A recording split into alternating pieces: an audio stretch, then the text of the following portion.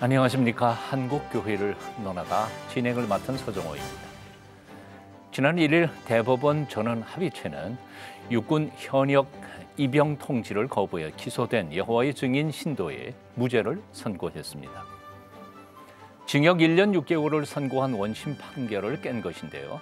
대법원의 판결 후 이른바 양심적 병역 거부가 또다시 뜨거운 감자로 떠올랐습니다. 대체복무제 방안에 대해서도 의견이 분분한데요. 오늘 한국교회를 논하다에서는 이번 대법원 판결에 대한 교계의 입장은 무엇인지, 기독교인들은 이 문제를 어떻게 바라볼 것인지 논의하는 자리를 마련했습니다.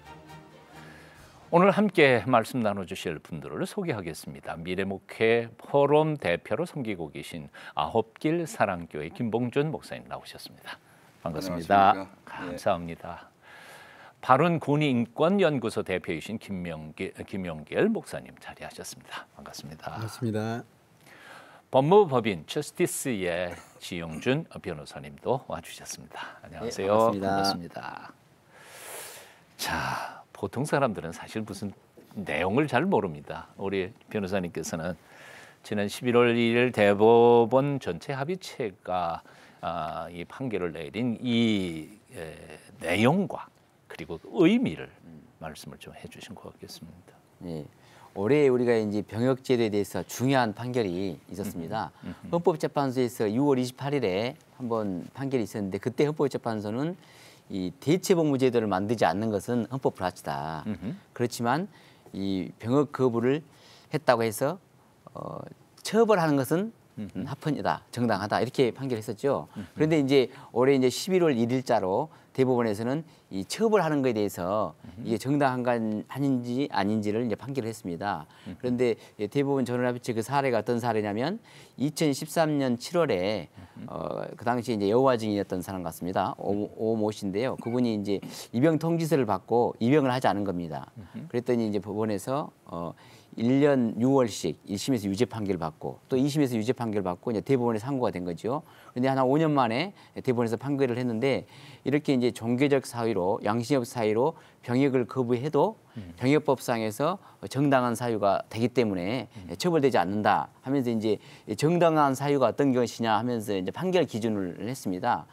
이런 경우에 이제 진정한 양심에 따른 병역 거부해야 되는데 이때 진정한 양심이라 하면 확고하고 또 이 진실되고 또 내면의 신념이 깊어야 된다 이런 기준을 가지고 이제 판단을 해야 된다. 굉장히 모호하네요. 예, 이런 기준에 이제 해서 그걸 이제 검사가 입증을 해라 이러면서 이제 사건을 다시 파기해서 1심, 2심은 창원지법으로 돌려보낸 이런 사안입니다.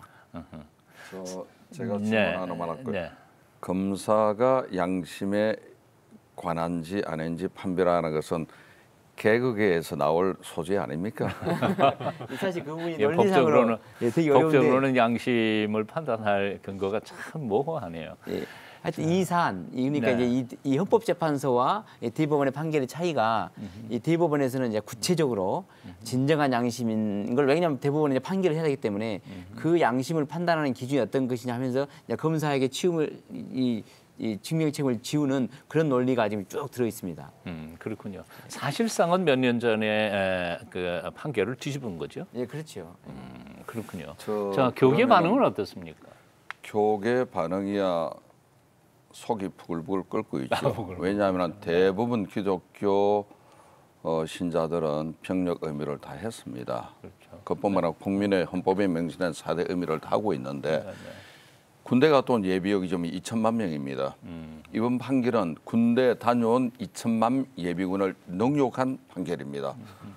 있을 수가 없는 내용이죠. 저도 전방에서 31개월 했는데 그렇죠. 깡통경장 답. 제가 지금 요구하고 싶은 것은 대법원 판사들께서 다시 한번 군대 갔다 와보라 이거죠. 그리고 전방 근무를 몇 달이라도 해보라 이겁니다. 네네. 여자 대법관도 마찬가지입니다. 그러면은 병역 의무가 얼마나 신성하다는 것을 그들이 알 수 있을 겁니다. 하나만 말씀드릴게요. 군대는 살인 연습하는 기관이 아닙니다. 국민을 안전하게 지키는 방어훈련하는 기관이지. 그걸 가지고 군대 안 가는 사람을 양심적 병력 거부를 하면은 그럼 오모 씨께서 병무청에 입영 통지서 받기 전에 소송을 했다면은 문제가 다르지만 받고 나서 안 한 거는 명백한 기피 행위죠.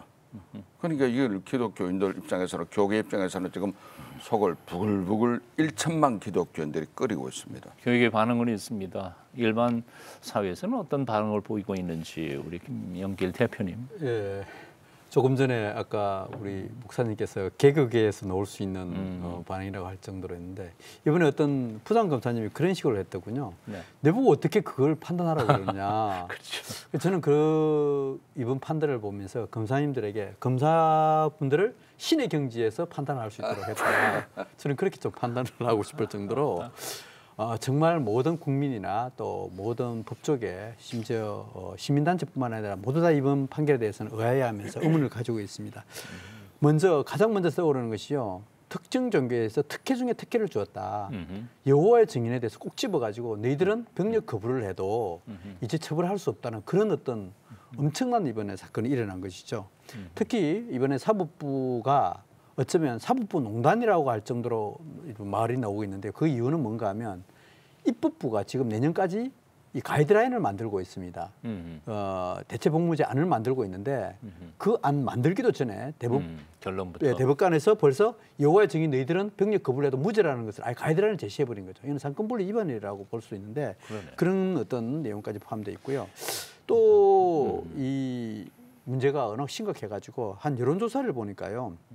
저희 여론조사가 아닙니다. 한 취업기관지에서 여론조사를 해보니까 국민의 82.8%가 이번 판결이 잘못되었다. 그러니까 저희들이 지난 5월 달에 한번 여론조사를 해보니까 그때는 한 80% 가까이 나왔어요. 오히려 그때보다도 올라갔네요. 더 올라갔습니다. 이번 판결에 대해서는. 그만큼 국민적 여론은 굉장히 악화되어 있다는 사실이었고요. 대법원 판사님들이 일반 상식조차도 못 따라가고 있는 거네요. 그렇습니다.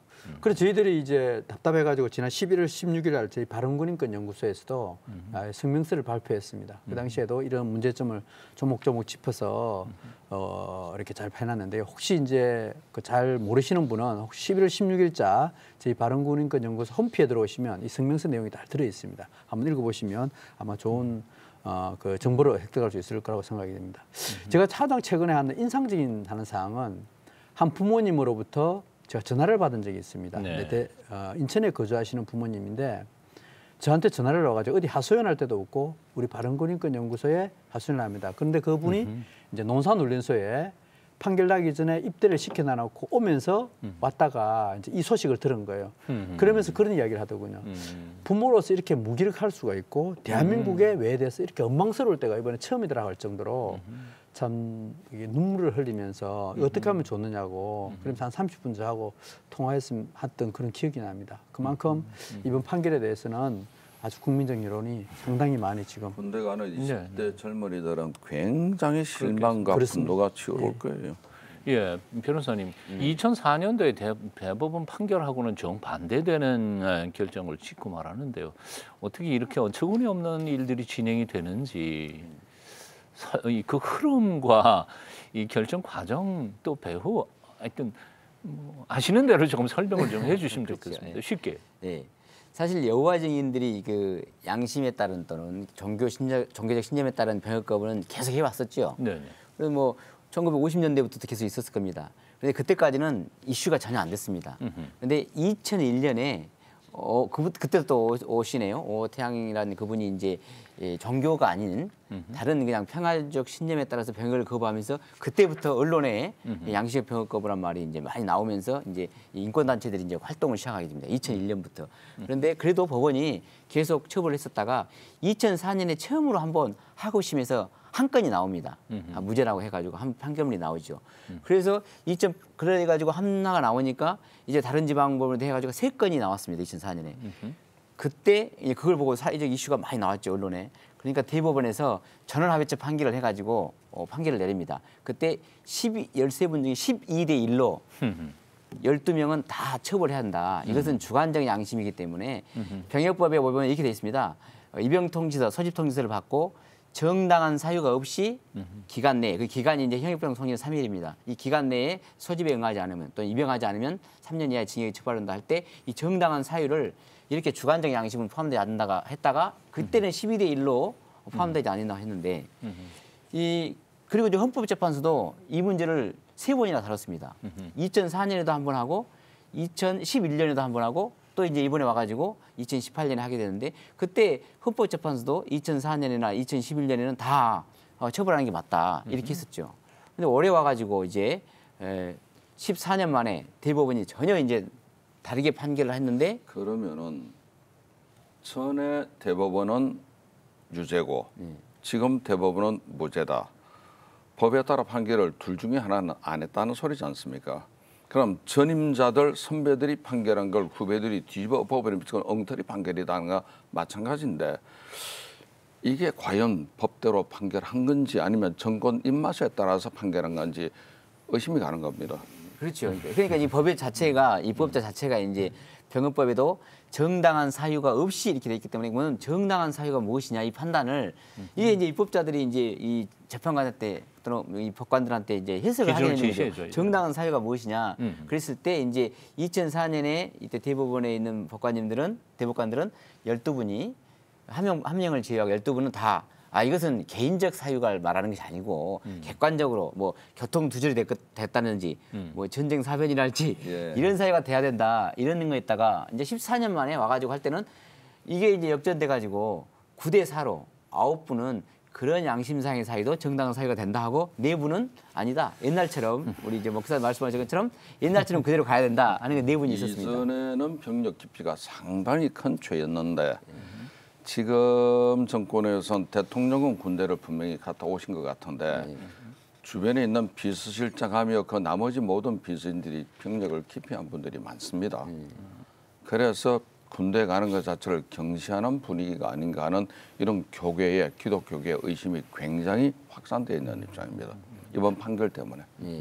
쟁점은 이런 거인 것 같습니다. 양심의 자유, 양심을 어디까지 뭐 객관적으로 측정할 수 없다는 문제하고 양심은 양심의 자유의 가치는 물론 지켜줘야 되지만 그러나 아주 분명한 국민의 국방의 의무하고 이게 충돌되고 있는데 이 판단, 법적 판단은 어디 기준을 둘 것이냐 이건 굉장히 고민일 것 같습니다. 상식적으로 보던 기독교 입장으로 보던 사람의 양심은 사법 판단의 대상이 될 수가 없습니다.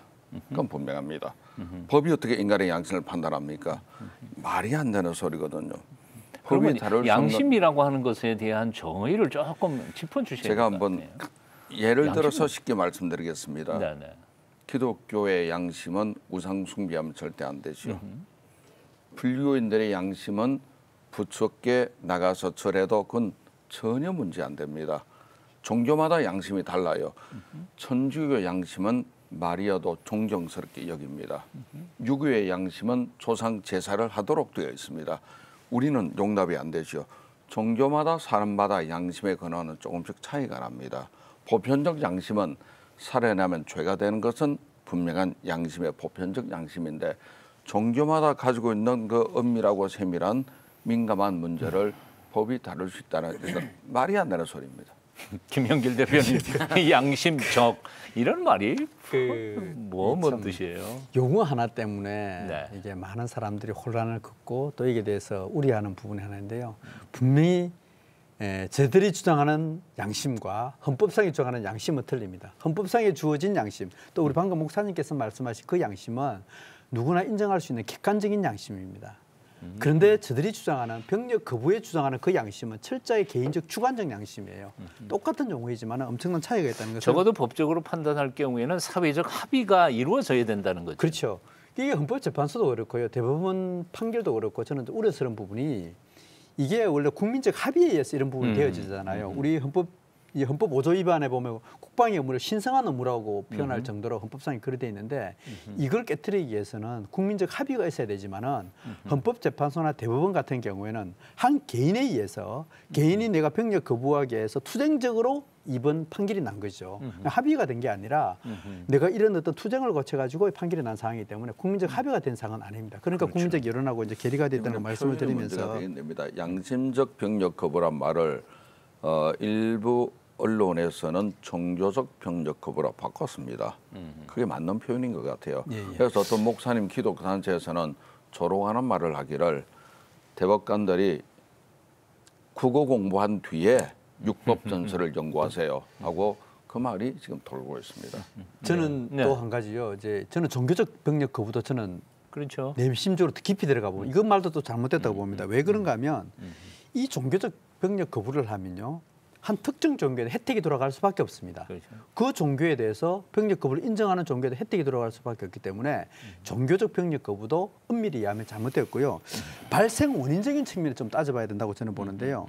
그래서 여호와의 증인이나 개인의 신념에 의해서 되어지기 때문에 이 여호와의 증인도 특별한 좀 특이한 교력이 있기 때문에 그것을 우리 기독교에서는 이단이라고 할 정도로 이는 개인의 주관적 판단에 의한 병력 거부이고 또 더 한 번에 본다면 여호와의 증인들은요. 군대에 가면 그 개인을 왕따를 시키고 그 가족까지는 격리를 시켜버립니다. 그러면 저희들 내부의 제보에 의하면 나는 군대 가고 싶었는데 내 가족이 격리되고 내가 왕따를 당해서 나는 어쩔 수 없이 군대 갔다. 그런 이야기가 상당히 많은 제보가 들어오거든요. 굉장히 비양심적인 행위네요. 그러면 이거는 뭐냐면 발생 원인적인 측면에 봤을 때는 강압적 병력 거부입니다. 그 위에 있는 그 장로들이라든지 이런 사람 지도부에서 너 군대 안 가면 너 왕따시킨다. 그래서 억지로 가게 만드는 울며 겨자 먹기 식기로 가기 때문에 더 엄격하게 따져보면 이것은 강압적 병력 거부라고 저는 표현하는 것이 더 정확한 표현이지 않느냐 그렇게 그럴 수도 보여집니다. 있겠네요. 그런데 이제 이런 현상의 배후에 대한민국 남자치고는 다 기쁘고 즐겁게 군대 가는 건 아니잖아요. 군대 간다는 게 얼마나 힘들고 어렵습니까? 그러니까 기피하는 여러 가지 방법들, 수단들, 뭐 신체를 훼손한다든지. 그런데 이렇게 쉬운 길이 혹시 나타난다면 사실은 말로는 양심적 병력 거부라고 말하지만 비양심적인 병력 거부자들이 엄청나게 많이 나올 가능성이 있지 않을까 하는 생각이 드는데 이 문제는 어떻게 생각하세요, 변호사님? 예, 사실 지금까지는 그 1년에 한 500명, 600명 정도가 소위 말하는 신념, 양심에 따른 병역 거부라고 이렇게 하는데요. 그때 그 통계를 보면 지금까지 제가 자료를 보니까 2009년부터 통계를 해놓은 걸 보면 매년 500명, 600명씩 해가지고 10년 동안에 5,450명이 병역 거부자였습니다. 그 중에 여호와 증인 신도가 5,413명. 전체네요? 예. 그리고 거의. 37명, 10년 동안에 37명이 이제 여호와 증인 신도가 아니면서 그 개인 신념에 따라서 했는데 그 내용을 보니까 이전원 그 5년간 그당 국방부에도 보면은 그 여호와 증인 아닌 사람도 또 종교적 사유가 있더라. 그러면서 그 당시에 제7일 안식일 교인들 있고 5명 정도 있었습니다. 2001년부터 그 5년 동안에 또 불교도 한 2명 있고 가톨릭도 1명 있고 그리고 나서 이 종교적 사유가 말고 정말로 이제 평화주의라고 해가지고 한 사람들도 한 20여 명이 나타나고 있습니다. 최근에는. 그런데 이 대법원 판결을 보니까 사실 우리는 이렇게 99.4% 정도가 여호와 증인 신도이기 때문에 99.4% 되죠. 왜냐면 5,450명 중에 37명이기 때문에 그런데 이제 0.6% 정도가 이제 이렇게 이제 다른 사유가 있다 이렇게 하는 것인데 근데 대법원 판결의 취지는 이제 앞으로 이런 종교적 사유가 아닌 다른 가능성을 훨씬 넓게 열어두는 그런 판결의 취지 같더라고요. 그러면서 판결문 중에 주로 부분이 다 양심으로 가가지고 그 양심이란 것은 꼭 종교적 사유만 있는 것이 아니고 예컨대 종교적 신념 해가지고 예를 들어놓은 것이기 때문에 앞으로는 훨씬 더 넓어질 수 있겠다 이렇게 생각하고 있습니다. 그러면 굉장히 위험하게. 양심이란 말만 붙이면은 앞으로 납세 거부도 가능하겠습니다. 네. 양심적 납세 거부 가능하겠네요. 저기 김 목사님, 여호와의 증인 어떤 교리를 가지고 있고 어떤 단체인지에 대해서 조금 여호와의 설명 좀 증인은 해주시면. 기독교는 아닙니다. 여호와라는 말을 쓰기 때문에 사람들이 기독교 종파로 오해할 뿐이지 한국의 주요 교단들, 대교단 이단 연구에서는 전부 다 여호와의 증인을 이단으로 보고 있습니다. 많은 사람들이 여호와라는 명칭 때문에 기독교 종파 중에 하나로 오해를 하는데 기독교는 전혀 아닙니다. 그들의 특징은 삼일체 하나님을 거부하고 지옥도 문제시 삼고 있고 기독교가 말한 정통 교리를 전부 거부하고 있고 예수 그리스도의 구세주 신성되심을 그들은 거부하고 있습니다. 더군다나 그들 제일 큰 문제는 뭐냐면 세상의 정부를 사탄으로 봅니다. 사탄으로 보는 정부에 그들은 이번에 법을 통해서 승리를 거두었다고 자평하고 있을 거예요. 그래서 세상 정부, 사탄의 정부에 대해서 그들은 의무를 하지 않는 사람들입니다. 우리나라뿐만 아니라 많은 세계에서는 여호와의 증인을 그렇게 이단으로 여기고 있습니다. 국가가 제정한 법에 대해서도 별로 순종하지 않는 그들은 사람들인데 국가 법안하고는 상관없는 특별히 우리가 문제가 되고 있는 군대나 아니면 전쟁에 대한 이야기인데 사실 우리가 뭐 사람 죽이려고 군대가 들어가는 게 아니고 이 민주주의를 수호하기 위해서 나라와 민족, 내 아버지 어머니 우리 가족을 지키기 위해서 가는 건데 이걸 아마 여호와 증인뿐만 아니라 불교, 기독교, 천주교, 여호와의 증인 모든 종교는 살인을 추구하지 않습니다. 그렇죠, 당연히. 인간의 생명을 중요하게 여기죠. 십계명이 있으니까요. 살인하지 네. 말라 그랬으니까. 여호와의 증인만 그런 것이 아니라 모든 종교는 다 살인을 추구하는 종교는 없습니다. 그래서 이번에는 여호와의 증인만 특혜를 줬다고 볼 수가 있는 건데 이 내용 가지고 어떤 교계 단체에서는 대법관들이 여호와의 증인 교인들 아닌가 그런 말까지 하고 있을 정도입니다. 그 방금 목사님 말씀 들으니까 생각이 나는데요. 이 여호와의 증인에 대해서 국가를 부정하고 그다음에 기존 체제에 대해서 부정을 하다 보니까 전 세계 약 48개국 정도에서 이 여호와의 증인의 포교 활동에 대해서 아주 금지시키고 있습니다. 그런데 그런 금지된 그런 교리에 대해서 우리나라 최고 재판부에서 이걸 특혜를 주면서 이걸 인정했다는 것은 특히 이런 우리 환경적 상황에서 특혜를 줬다는 것을 인정할 수 없는 것이죠. 지금 이렇게 된 거는 무지에서 오는 건 아닐까 하는 생각이 좀 드네요. 시민단체라든지 법조계에서 여호와의 증인이 어떤 단체인지에 대해서 잘 모르고 있는 건 아닐까요? 그렇지는 않습니다. 그렇지는 그렇습니까? 않은데요. 이제 이걸 종교적 관점으로 보는 게 아니라 저희들 연구를 해보면서 보면 이게 인권적인 측면에 접근하기 때문에 그렇습니다. 종교를 보는 게 아니라 한 개인의 그 양심을 인권으로 보기 때문에 특히 지금 뭐 다 아시는 분은 다 알겠지만 청와대에 이제 민정수석으로 계시는 그분이 01년도에 사상과 양심의 자유를 위한 책을 지었어요. 그러면 이번 판결이 그 책을 읽어보면 잘 이해가 됩니다. 그분이 주장했던 그 주장이 이번에 그냥 그대로 다 판결문에 녹아져 있고요. 당시에 이제 그 서울대 법대를 중심으로 해서 이제 그 논리가 좀 퍼져나가고 당시 이제 학생들이 이거 가지고 막 서명도 하고 막 그랬습니다. 좀 말을 조금 바꿔서요. 갤럽에서 조사한 사람들 청년들 중에서 네. 종교 전향의 의향이 있다 그런 통계도 나왔다 그러는데 소개를 좀 해주시죠. 예, 지난 그 5월 달에 했죠. 한번 그러면 여호와의 증인의 대체복무제 이 문제에 대해서 종교를 바꾸어서 한번 너희들 그 군대에 가지 않는 그런 방향을 해가지고 한번 해보겠네. 설문조사를 해보니까 군대 갈 나이 19세부터 29세까지에 한 150만 명 정도 됩니다. 그 중에 21.1%가 나는 군대에 대해서 혜택을 받을 수 있다 그러면 나는 종교를 바꾸거나 종교를 전향할 수 있겠다라고 이렇게 표현한 것이죠. 이게 엄청난 혜택인데요. 이번에 여호와의 증인에 대해서 대법원의 판결이 나고 나니까 젊은이들 사이에 어떤 말이 나오는가 하면 여정 코인이라고 그럽니다. 여호와의 증인에 등록되어 있는 사람은 대박이다 그런 거예요. 그 화폐 그처럼 여정 코인이라고 할 정도로 되어 있고 그다음에 이번에 대법원 판결이 나오니까 여호와의 증인 홈피에 또 각종 그 네이버에 검색해 보면 어떻게 하면 여호와의 증인이 가입할 수 있지? 그게 막 질문에 순위 검색에 오를 정도로 엄청난 이렇게 있었거든요.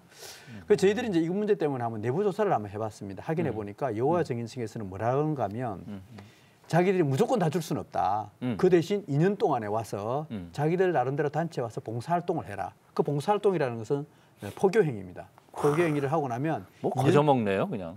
그렇죠. 그러니까 지금 쾌제를 부르고 있겠죠. 그리고 나서 이제 그 포교 활동을 하고 나면 그 다음에 이제 정수를 주겠다. 침례 정수를 줘서 이제 병력에 혜택을 줄 수 있도록 이렇게 하겠다. 요즘 이렇게 젊은이들 말로는 여호와의 증인만 대박친 거예요. 그렇죠. 그래서 이게 지금 현재 대체복무제 설계안이 잘못되어지면 정말 우리나라 병역 체계가 와르르 무너질 수 있고 여호와의 증인에 대해서 쏠림 현상은 분명히 나타날 것입니다. 현재 상태로 봐도 쏠림 현상이 나타나는 것이 현상인데요. 아마 이 현상은 아마 계속적으로 아마 지속될 것으로 보여집니다. 예, 대체복무제안에 대한 얘기가 나왔습니다만 우리 변호사님, 좀 대체복무제 어떻게 돼가고 있나요? 그 안이? 그 말씀하기 전에 우리 또 김영기 대표님 했던 거 왜 젊은이들이 이렇게 병역 대체복무나 또 병역제에 대해서 관심이 많냐고 하면 사실 우리가 20대였으면 계속 그 취업이 어렵지 않습니까? 그렇죠. 근데 취업을 준비할 때 또 가장 또 많이 보는 게 또 공무원 준비 시험을 많이 하면 공무원 그래서 공준생인가 하면 공무원 준비하는 공시생 그렇죠. 예. 근데 이 사람들이 정말로 그 1점, 2점 한두 문제 가지고 당락이 결정되기 때문에 몇 년 동안 투자를 하는데 24세, 3세 열심히 준비해가지고 이제 합격할 때쯤 되면 입영통지서 나오면 그렇죠. 2년 동안 이제 그 자리를 가봉점. 공부를 못 하게 되죠. 그러면 2년 동안 가서 이제 군대에서 책도 못 보고 나와가지고 하면 경쟁이 안 되는 거죠, 사실은. 이제 그걸 생각하면 정말로 이게 진로를 준비하고 있는 사람들한테는 아주 치명적인 게 이제 군대 입영통지서가 언제 나오냐 이게 정말 인생에서 지금 자기 진로를 결정할 때 사활이 걸렸다 이렇게 생각하고 있는데 이렇게 이제 대체복무를 허용해주는 제도가 생기면 누구나 다 관심을 갖게 되니까 그랬을 겁니다. 그 독일의 예를 들어보니까 우리나라하고 비슷하게 대체복무 되기 전에 한 1년간 한 600명 정도 돼요. 우리나라가 600이 좀 안 되거든. 529명 선이니까 600명인데 대체동무를 하면서부터 13만 명으로 확 늘어버렸습니다. 폭발이네요. 만약 우리나라도 13만 명 수준 되면은 2020년까지 병력 50만 축소하겠다는데 문제가 생깁니다. 그렇죠. 국방을 지킬 군인 자원이 사라지는 거예요. 이제 하여튼 절반 이상 없어지겠네요. 그렇죠. 네. 그래도 이제 하여튼 우리가 이제 헌법재판소가 이제 3번에 걸쳐서 아까 말씀드렸던 것처럼 2004년에 한번 판결하고 그때는 이제 뭐 당연히 대체복무나 뭐 처벌하는 건 정당하다 했고 당연히 군대 가야 된다.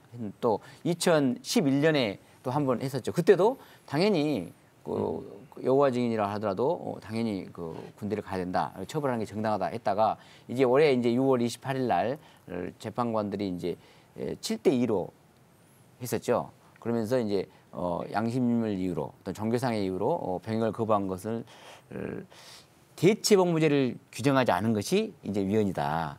언제부터 시행해야 돼요? 그래서 근데 그것을 이제 결정 날짜도 정해졌죠. 시행 날짜도 2020년 내년 12월 31일까지 대체 입법을 만들어라 이렇게 했기 때문에 하여튼 이제 법률적으로 우리 이제 국회가 입법을 해야 될 의무가 있습니다. 1년 안에 결정을 해야 그렇죠. 되겠네요. 내년까지 해야 되는데 이때 이 절차 자체는 이때 법률을 만드는 절차는 국회의원들이 의원 입법을 해서 하는 방법이 있고 또 정부가 정부의 안을 만들어 가지고 이제 국회로 보내주면 만드는 방법이 있습니다. 현재 이제 국회도 보면은 이미 이제 전에 있었던 그 안들이 국회 의원 입법이 돼 있었고 지금 뭐 당마다 다 내놨습니다.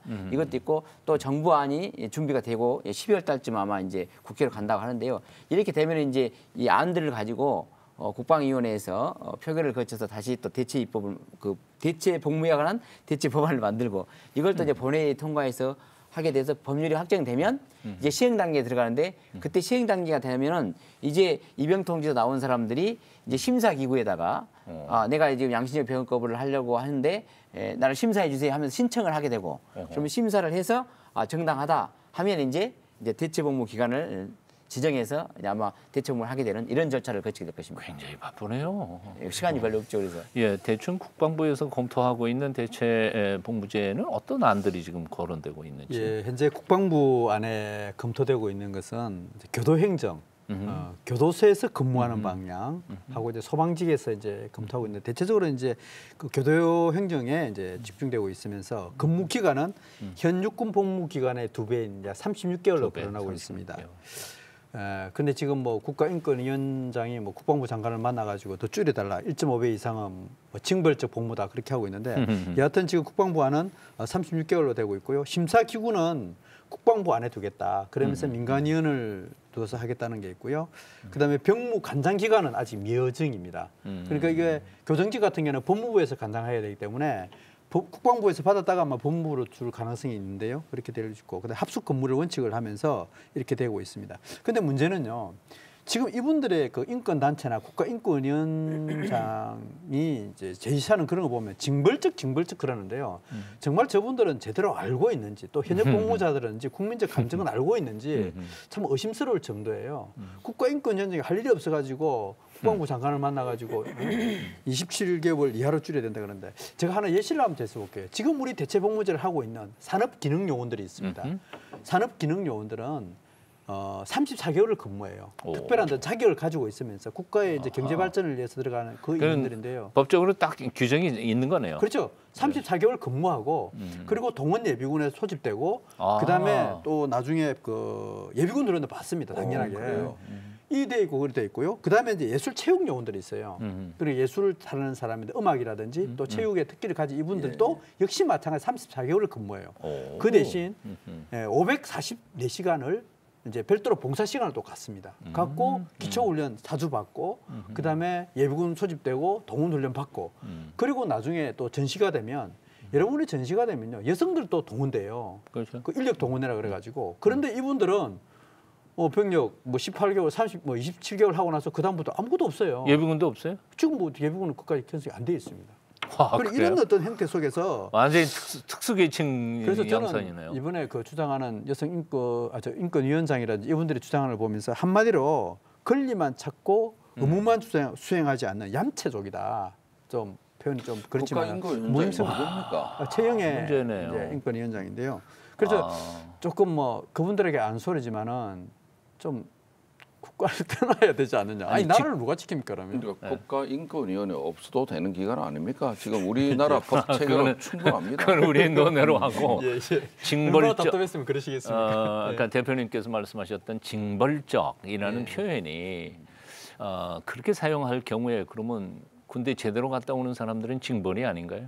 그러니까요. 얼마나 고통당하고 있는데. 우리나라 병력법이 얼마나 엄격한가 하면은 네. 20년 전에 가수 가장 인기 있던 가수 유성준 씨가 그렇죠. 시민권 받는 바람에 지금도 법무부에서는 그렇죠. 출입 금지시켰습니다. 한국 땅에 못 들어오고 있잖아요. 그다음 이번에 벤투 감독이 가장 아끼는 장현수 선수가 봉사 조절했다고 영원히 국가대표에서 축출됐습니다. 그 정도로 엄격한 우리의 국방 의무를 이런 식으로 인권위원장이 국방부 장관 찾아가는 이것은 권력을 빙자한 하나의 청탁행위라고 볼 수 있는 것 아닙니까?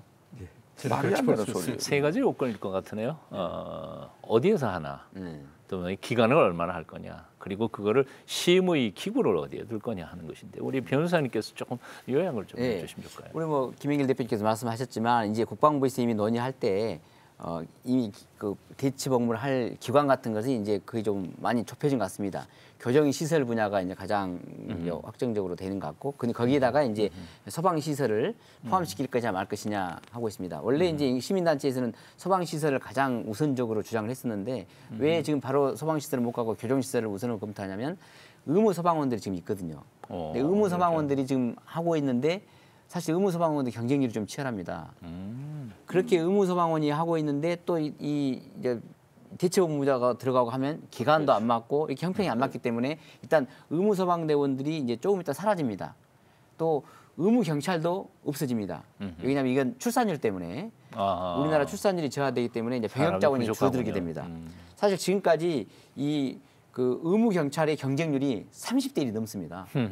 그래서 의무 경찰이 30대 1 넘죠. 의무 소방원도 막 5대 1, 10대 1 넘어가는데 이것을 대체 복무를 드리게 되면 이 지원하는 사람들하고 형평이 안 맞으니까 이런 제도가 다 없어질 때까지는 교정시설로 보내자 해가지고 교정시설이 이제 1순위로 되고 있는데 대체 복무 기간은 이제 그렇게 돼 있고 그다음에 이제 그렇게 되니까 이제 기간 가지고 문제죠.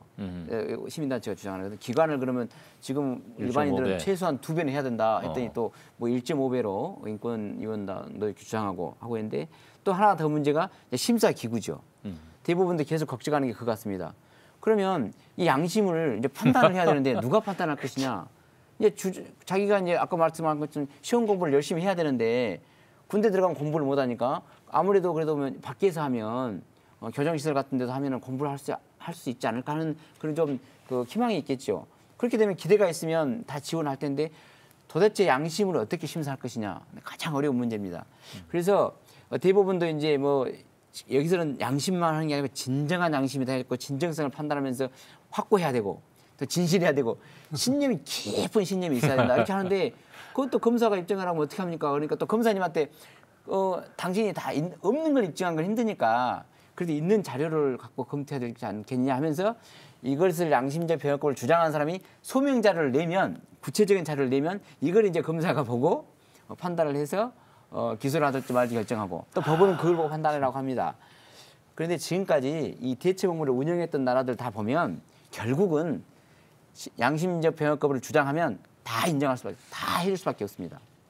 이건 판단할 수가 없기 때문에.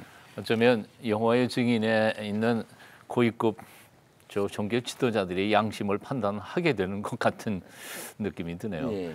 자, 우리 대표님 뭐 다른 안들 어떻습니까? 저희들 한번 이제 시간이 좀 많이 없는데요. 대체복무제 관련돼 가지고 저희들 여론조사를 한번 한 적이 있습니다. 그걸 간단히 한번 제가 소개시켜 드릴게요. 쟤네들은 자꾸 영외밖에 민간복무만 주장하고 있는데요. 대체복무제를 어떻게 하는 것이 좋겠느냐, 장소 문제를 한번 보니까 부대 내에 비전투 요원으로 그러나 총을 들지 않고 근무하는 것이 우리나라 국민적 여론은 64.8%, 그다음에 순수 민간 영역에서는 26.8%밖에 안 됐습니다. 그리고 부대 안에 들어와서 아까 있는 소방이라든지 뭐 치사도 좋고 뭐 이런 행동을 해라 그런 내용이 있었고요.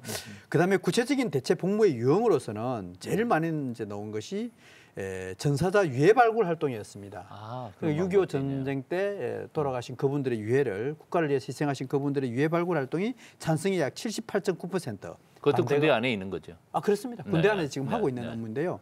반대는 14.2%. 그래서 전사자 유해 발굴 활동, 그들 얼마든지 할 수 있거든요. 그다음에 지금 또 있는 게 그 국가 보훈병원 도우미. 이분들도 이제 오랫동안 나라를 위해 헌신하다가 마지막에 말년에 이제 그 국가 보훈병원에서 요양병원 받고 있는데 그분들 가서 도움을 해주는 그런 방법도 있는데 거기에 대한 찬성이 56.7%가 나왔고요. 그다음에 특히 이제 저희들 아주 관심사고 특히나 사항이 후방 지역의 지뢰 제거입니다. 예를 들어 우면산 지역에 같은 경우에 아직도 그 지뢰가 남아 있어요. 그래서 민간인들이 못 들어가고 있는데 그 후방 지역에 발목 지뢰 제거하는 그런 거. 저도 제가 직접 한번 지뢰를 한번 제거해봤습니다. 남북 관리 구역에 그 들어가서 한번 해봤는데 그거 괜찮아요. 그래서 그런 활동하는 게 어떻게 되냐니까 우리나라 국민들의 63.9%가 이 문제에 대해서 찬성하고 있었습니다. 할 일도 많네요. 그리고 이제 여호와의 증인들이 또 한 가지 특이한 것은 이제 국방부의 통제를 안 받겠다. 순수하게 이제 밖에 나가서만 근무하겠다 그랬는데 국방부의 통제를 받지 않는 곳이면 대체복무가 가능하더라 해가지고 국방부가 아닌 타 부서에서 근무하겠다는 것에 대해서 국민들은 어떻게 생각하느냐 그러니까요. 그거는 맞지 않다. 25.9%만이 찬성해주고 국방부 통제하에 근무해야 된다. 그렇죠. 이것이 66.7%였습니다. 이게 국민적 여론이라는 사실을 분명히 알고 이제 또 설계가 되어져야 되겠고요. 국방부에서 우리가 지금 주장하는 국민적 여론의 관심이 반영이 되어서 이것이 설계되어야 될 것으로 보여집니다. 기간은 어느 정도? 기간은 저는 좀 별도로 하고 싶어요. 기간은 지금 저희들이 제시하는 것은 현역하고 거의 차이 없이 한 1, 2개월만 플러스만 시켜도 예를 들어 지뢰 제거 활동 같은 경우에는 굉장히 힘들거든요. 또 유해 발굴 활동도 그냥 한 1.5배 정도 해도 저는 괜찮다고 보여집니다. 그러니까 그 업무의 내용에 따라서 그렇죠. 강도의 기간은, 문제니까. 강도가 저는 센 건 개인적으로 40개월 이상 해야 된다고 저는 생각합니다. 그야말로 징벌적인 건 아니고요. 그리고 그들이 여호와의 증인이 총을 절대 들 수가 없다고 하면은 훈련 때 목총 들 수도 있잖아요. 방법은 여러 가지가 있는데 이번에 법원 판결은 분명히 문제가 있는 판결입니다. 그래서 이제 대체복무를 설계할 때 이제 우리 이제 김영일 대표님 말씀하신 것처럼 그 사람들이 이제 이미 교정시설로 정해졌다고 생각하고 이제 기간을 계속 줄이는데 그렇지가 않고 또 교정시설 위에 이제 또 소방시설까지 넣어주라고 해가지고 또 그걸 국방부가 지금 고민하고 있습니다. 이렇게 하면 기간이라는 건 결국은 어떤 복무에 종사하냐에 따라서 기간은 달라질 수밖에 없다 이런 것이고 또 이런 게 있습니다. 대체복무를 그러면 어떤 걸 설계하냐고 하면 아까 말씀드린 것처럼 어차피 주관적 양심은 심사할 수가 없기 때문에 이 대체복무로 어떤 제도를 했을 때 그것을 감수하면서까지도 내가 선택하겠다 했을 때 진정한 양심이다 그렇게 그렇죠. 인정해 주라는 거거든요. 네, 그렇죠. 그러면 그렇기 때문에 헌법재판소도 마찬가지고 그래서 대체복무는 고역의 정도가 현역보다 같거나 높아야 된다 이것이거든요. 그럼 그 기준이 현역보다 높아라고 하면 지금 뭐 하냐 그러면 우리 김영길 대표님 말씀하신 것처럼 결국은 현역이 하고 있는 일을 그렇죠. 민영화시켜서 하는 방법 결국은 유해 발굴도 아니라 지뢰적으로 가는 것이 가장 바람직하다 이렇게 문제는 생각합니다. 소수의 혜택 받는 이분들에게 초점이 가는 것이 아니고 대부분 군대 가는 그렇습니다. 군 필자에게도 혜택 줘야 됩니다. 군 가산점을 준다든지 좋은 방법. 공무원 시험 칠 때라든지 이렇게 가산점을 주고 미필자는 고위 공직자는 절대 안 되도록 청와대 비서진도 들어가면 안 됩니다. 미필자는 절대 안 됩니다. 이렇게 엄격하게 법을 적용해야 됩니다. 네. 이제 시간이 거의 다 돼갔습니다. 마지막으로 조금 정리를 해야 될 것 같은데요. 교계가 특별히 교회와 교회의 지도자들이 우리 교인들이 대체 복무제와 이 병역 거부에 대한 문제에 어떻게 대처해야 될지 한 말씀 해주시면 거의 좋겠습니다. 대부분 부모님들은 자녀를 다 군대 보내기 때문에 국방부에서는 아무쪼록 현역병들의 병영 생활을 좀 더 안전하고 안락하고 상대적인 박탈감을 느끼지 않도록 해주시기를 간절히 부탁을 드리고요. 네, 네. 그리고 군에는 샤플린 군목 제도가 있기 때문에 기독교, 천주교, 불교 있으니까 그들의 종교 활동을 좀 더 지원해 줬으면 좋겠다는 생각입니다. 지금 한국 교계의 지도자들, 목사님들이나 교인들은 이 문제를 어떻게 대처해야 되는지 조금 조언을 해주시면. 저희들로 봐서는 지금 뭐 할 말이 많아도 말을 많이 아끼고 있는 셈입니다. 정부가 하는 일인데 이게 정권이 만약 바뀌면 이 또 판단이 또 달라질 수가 있기 때문에 기본은 우리가 국민의 의무를 충실히 하면서 신앙생활을 잘하고 기독교는 굉장히 윤리적인 종교입니다. 십계명을 봐도 알 수가 있다시피 우리가 정부의 그 의무를 우리가 다하는 쪽으로 가자 이겁니다. 대표님께서는 뭐 정부나 아니면 우리 단체들이 어떻게 이 일에 대응해야 하는지 또는 정부의 요청이나 또 원하는 말씀 한마디 해주시면 좋겠습니다. 먼저 우리 교계가 정확하게 이 사실을 알았으면 되겠고요. 네네. 진실과 그 팩트의 사실에 대해서는 정확히 먼저 알 수 있도록 이게 잘못하면 종교 간의 갈등을 빚을 수 있기 때문에 사실관계를 정확하게 진단해서 실태를 먼저 아는 것이 제일 먼저 우선이라고 보고요. 그리고 무엇보다 기독교는 빛과 소금의 역할을 다하는 우리 희생과 봉사의 정신 또 사랑의 정신을 가지고 있습니다. 그래서 신성한 국방의 의무를 헌법에 나와 있는 5조 3항에 나와 있는 신성한 국방의 의무를 먼저 수행하고 먼저 앞장서는 그런 태도가 좀 필요할 것이라고 저는 보여집니다. 네. 변호사님께서는 이제 민변에서 이쪽으로 오셨습니다만 그냥 이쪽 저쪽 이상합니다만 사실은 인권 문제는 정말 중요한 것이니까 우리는 뭐 그거 무시하는 건 아니지만 중간 입장에서 균형 있는 시각으로 이 문제에 대해서 한마디 결론을 좀 맺어주시면 좋겠습니다. 또 정부의 건의도 조금 해주시고요. 사실 뭐 인권이라고 말씀하시니까 바로 하고 싶은 말씀이 있는데 사실 인권이라고 하면 이 양심적 병역 거부터 종교적 신념에 따른 병역 거부가 양심이 이게 인권이라고 하면 인권은 최대로 보장해 주는 게 헌법 원칙이죠. 그렇죠. 그러면 네. 최대한 병역 거부를 할 수 있게 해주는 게 제도가 돼야 되겠죠. 인권을 최대한 보장한다면. 그러면서 이게 약간 모순인 게 법조인으로서 모순인 게 인권은 최대한 보장해 주라고 하면서 최대한 또 이게 줄이려고 제도를 설계한다나 이거 좀 모순 아닙니까? 그렇기 때문에 우리가 제도를 만들 때 그러면 많은 사람들이 선택해도 문제가 없는 제도가 무엇이냐? 군인들이 하던 일을 우리 아까 목사님께서 말씀하신 것처럼 군인들의 일도 들어주면서 할 수 있는 일. 어차피 출산율도 줄어들기 때문에 이런 대체 방법을 설계하면 좋겠다. 그러니까 군인 병역 내에 안 들어온다고 하면 군인들이 하던 일, 그러니까 지뢰제거나 유해발굴단 하던 일들을 주고 또 군에도 총 안 들고 할 수 있는 게 많습니다. 추사병 그렇죠. 같은 거 하는 것들, 그렇죠. 또 군병원에서 봉사할 수 있는 것들 이런 제도를 설계하면 좋겠다 하는 것입니다. 이 여러 가지로 복잡하고 참 어려운 문제인데 이렇게 지혜롭게 잘 또 말씀 나눠주셔서 감사합니다. 한국교회를 논하다 오늘은 뜨거운 화두가 되고 있는 양심적 병역 거부에 대한 대법원 무죄 판결 내용과 또 대체 복무제 도입에 대해서 말씀 나눠봤습니다. 대체 복무제의 완전한 시행까지 상당 기간 진통이 예상되는데요. 신념과 인권을 존중하되 참된 평화와 국가의 안위를 유지하고 종교와 양심이란 이유로 악용될 소지가 없도록 지혜로운 대안책이 마련되어야 할 것이라고 생각합니다. 이 일을 위해 많이 기도해 주시기를 바랍니다. 한국교회를 논하다 오늘 순서 여기서 마칩니다. 함께해 주신 여러분 모두 고맙습니다.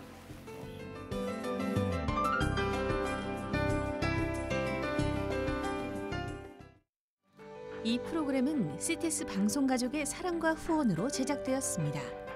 후원 전화 02-6333-1003번, ARS 060-800-1111번으로 전화 주세요.